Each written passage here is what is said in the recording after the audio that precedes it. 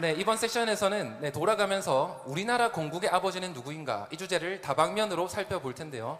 그 전에 앞서서 오늘 1776 연구소에서 오늘 부스 앞에서 우리나라 건국 아버지가 누구인가에 대한 투표를 진행했습니다. 우리 이 결과를 보면서 우리 한번 결과를 보도록 하겠습니다. 자, 보시면 당신의 최애 한국인 국부는 누구인가 했는데요. 정말 훌륭하신 분들이 많이 온 것 같습니다.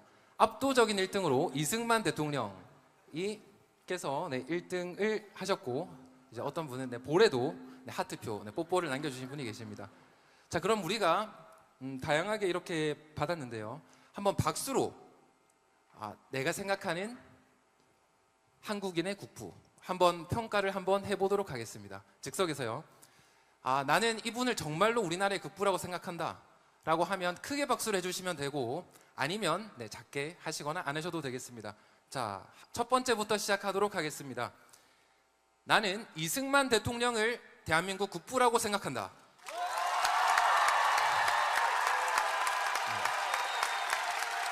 와, 열기가 뜨겁습니다. 나는 백선엽 장군을 우리나라 국부라고 생각한다. 다음, 나는 한경직 목사님을 대한민국 국부라고 생각한다. 다음, 기대가 됩니다. 나는 김구 선생을 대한민국 국부라고 생각한다. 다음, 안창호 선생을 대한민국 국부라고 생각한다. 나는 박정희 대통령을 대한민국 국부라고 생각한다. 나는 서재필 박사를 대한민국 국부라고 생각한다. 나는 이상재 선생을 대한민국 국부라고 생각한다. 나는 윤치호 선생을 대한민국 국부라고 생각한다. 자, 다음으로 두 번째 투표였습니다. 당신의 최애 외국인 국부, 국모는 누구인가입니다. 여기서는 우리 박수로 평가하지는 않도록 하고, 언더우드 선교사님, 아펜젤러 선교사님, 그리고 메가더 장군, 프란체스카 도너리 여사가 이제 가장 많은 표를 받으셨습니다. 자, 그러면 우리가 주제별로 한번 본론으로 들어가 보도록 하겠습니다. 먼저 조평세 박사님께 물어보겠습니다. 미국의 역사에 또 정통하신데, 과연 한국의 건국은 미국과 어떤 관련이 있을까요? 예, 저는 사실은 한국의 건국이, 특히 한국의 건국, 다른 나라 말고요, 우리 대한민국의 건국이 미국의 건국하고 아주 밀접하게 연관이 되어 있다고 생각을 해요. 저는 심지어 우리나라의 국부로 우리 미국의 워싱턴, 조지 워싱턴, 토마스 제퍼슨, 존 애덤스, 이런 사람들을 우리가 여기고, 우리의 국부로 여기고 그 사람들을 배워야 된다, 이 정도까지도 생각을 합니다. 그러니까 우리의 대한민국의 파운딩 파더로서 미국의 파운딩 파더들을 공부해야 된다, 이렇게까지 생각을 합니다.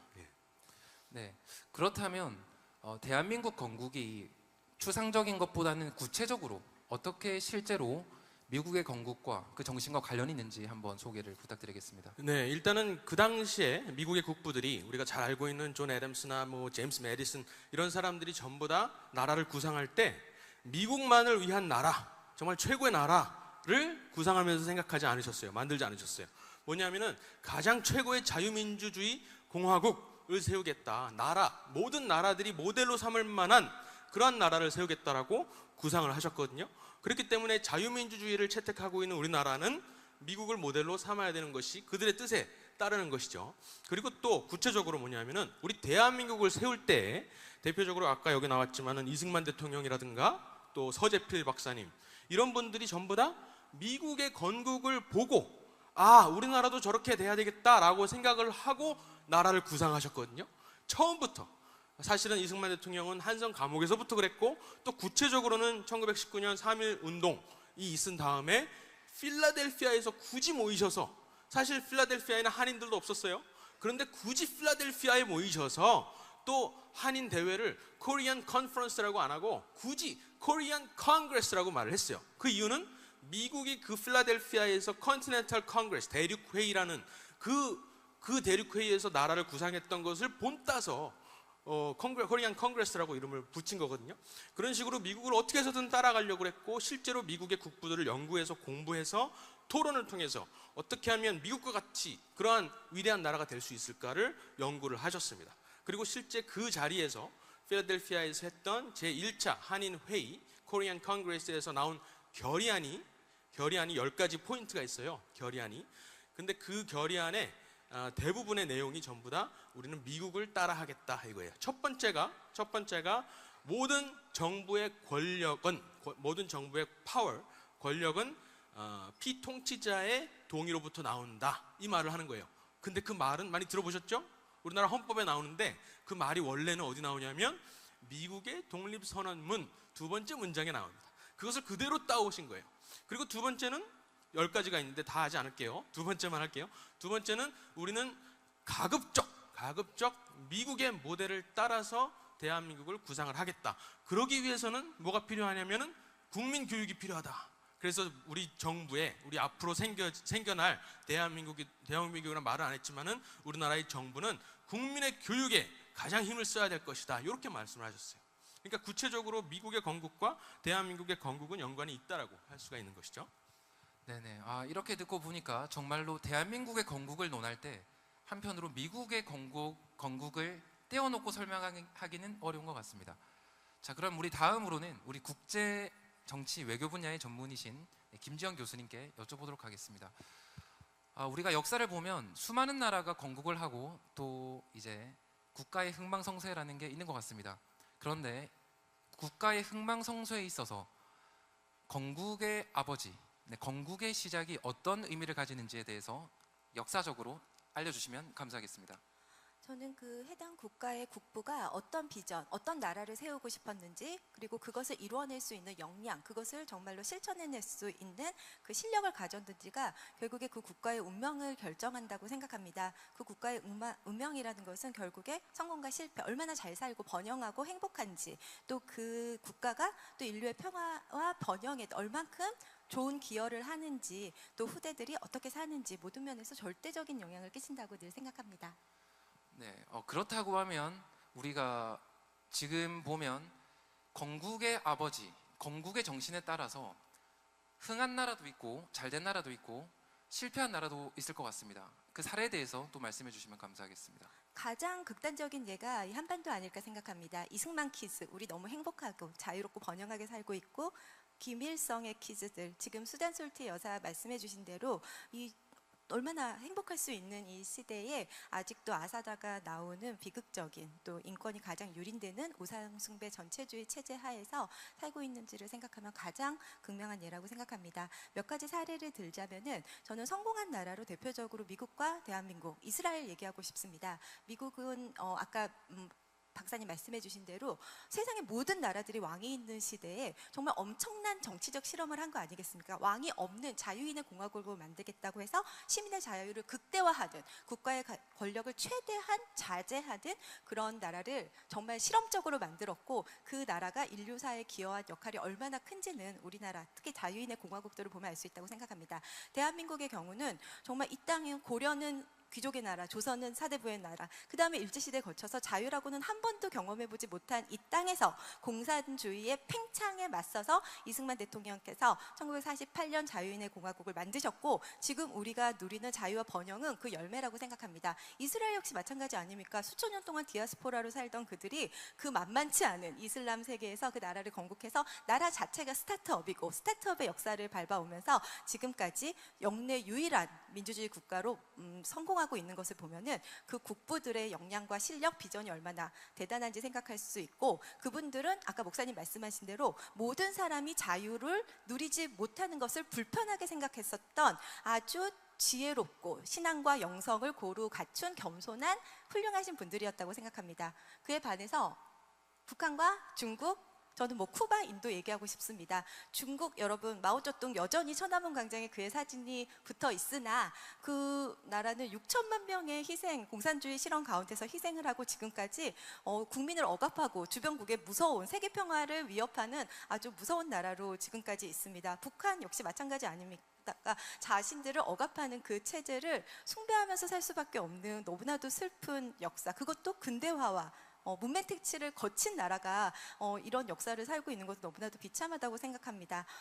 역사의 이프란 없지만 중국이 또 다른 국부를 가졌다면은 최소한 타이완만한 중국이 있거나 아니면 이 세상에 미국 같은 나라가 2번 있을 뻔했는데 얼마나 많은 사람이 평화롭고 행복하게 살았을지 생각합니다. 북한 역시 마찬가지입니다. 2,300만 북한 주민들이 우리처럼 자유롭고 번영하게 산다면은 그들이 행복할 뿐만 아니라 얼마나 이 한반도가 이 핵미사일과 분단과 이념의 코스트 없이 행복하게 살고 있을지 생각하면 너무나도 국부의 역량과 실력, 비전 너무 중요하다고 생각합니다. 네.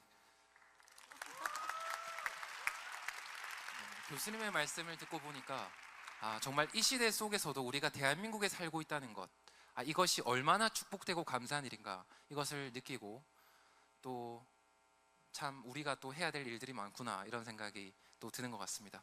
네, 다음으로는 강성민 목사님, 우리나라의 국부는 누구라고 생각하십니까? 예, 사실 제가 여기 섭외 받을 때 안동에 있었어요.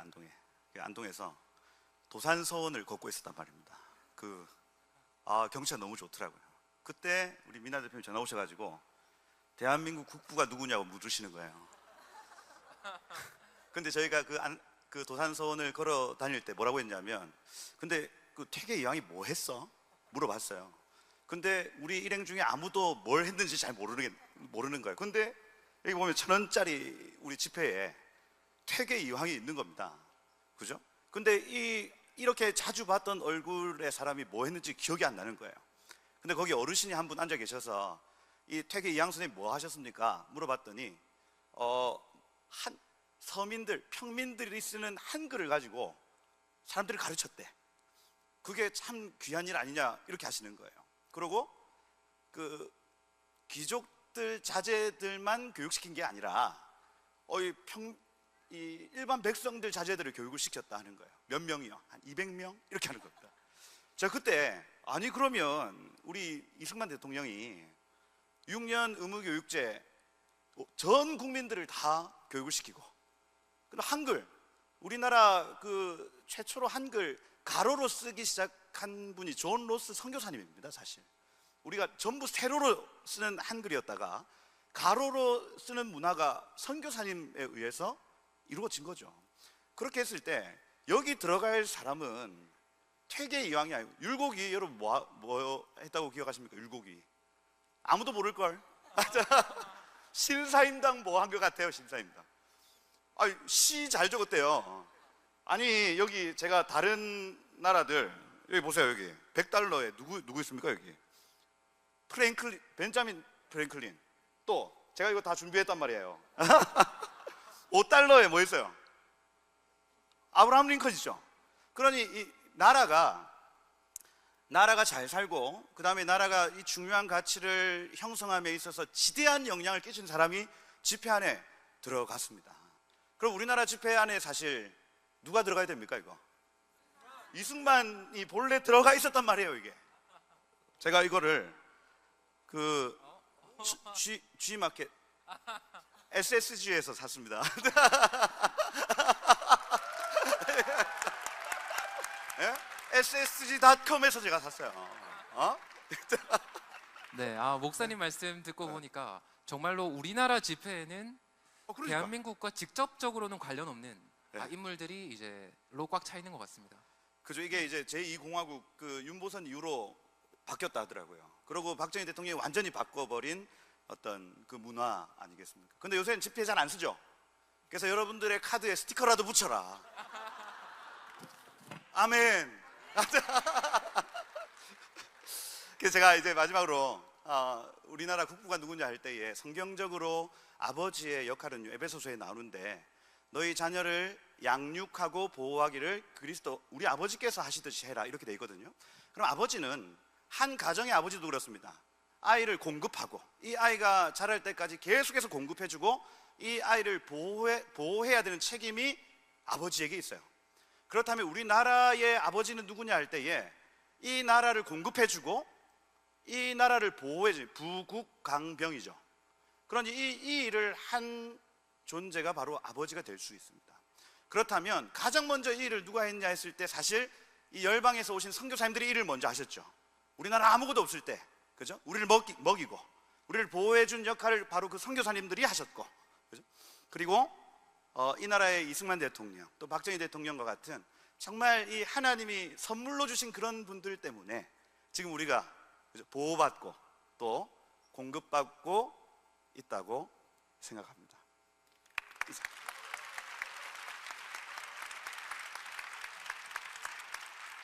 네, 감사합니다, 목사님. 네, 다음으로는 장선범 목사님. 우리나라의 건국의 아버지인가, 이게 정말로 뜨거운 논쟁 속에 있는 것 같습니다. 네, 목사님의 또 의견을 말씀해 주시면 감사하겠습니다.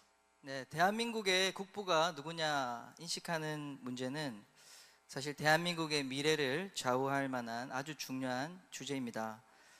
역사 인식에 따라서 우리 국민들의 정체성이 달라지기 때문이죠. 대한민국 사회가 이렇게 혼란스러운 이유 중에 아주 중요한 이유 중에 하나가 바로 이 국부에 대한 역사 인식의 차이에서 기인한다라고 저는 생각을 합니다. 이 혼란스러운 이 국부, 아버지가 누구냐, 이 나라의 아버지가 누구냐에 대한 이 논쟁에 있어서 두 가지 문제점을 제가 좀 지적을 먼저 하고 싶은데요. 첫째는 이 정치 지도자들의 왜곡된 역사 인식 문제입니다. 청문회에서 우리 장관 후보를 검증하는 시간에 이승만 초대 건국 대통령을 인정하느냐라고 물었을 때 자기는 인정하지 않는다 라고 답을 한 사람도 장관이 되고 현직 지금도 국회의원을 하고 있단 말이죠. 두 번째 문제는 교육의 문제입니다. 역사 교육이 왜곡되어 있다. 올해 도입된 초등학교 5, 6학년들이 배우는 사회교과서 11종을 이 검정 교과서죠. 다 보니까 이승만 대통령에 대해서 긍정적으로 서술된 것이 하나도 없습니다.